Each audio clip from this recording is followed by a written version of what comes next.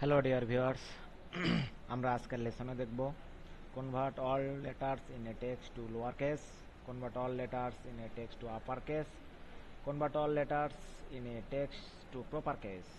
Use function, আমরা এখানে lower function ব্যবহার করব টেক্সটকে লোয়ার কেস অর্থাৎ স্মল লেটার ব্যবহার করার জন্য, আপার ফাংশন ব্যবহার করব টেক্সটকে ক্যাপিটাল লেটারে কনভার্ট করার জন্য, এবং প্রপার ফাংশন ব্যবহার করব টেক্সটকে সেন্টেন্স কেস কনভার্ট করার জন্য।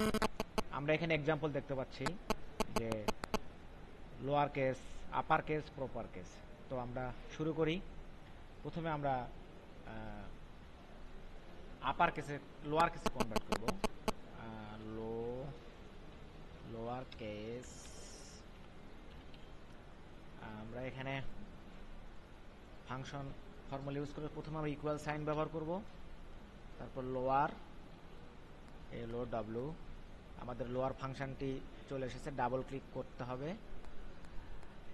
ফাংশন নেম ক্যাপিটাল লেটার অথবা স্মল লেটার উভয়ই লেখা যাবে। এখন এখানে sell address, bracket close, enter. হয়ে গেল আমাদের লোয়ার কেস কনভার্ট। এবার আমরা দেখব আপার কেস।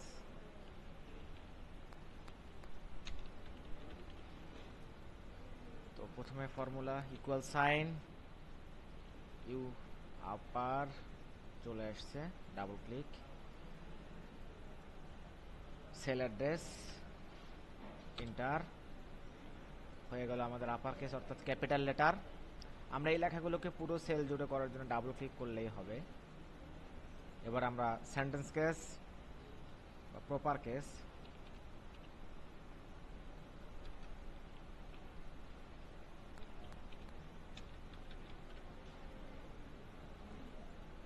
আমরা এখানে ইকুয়াল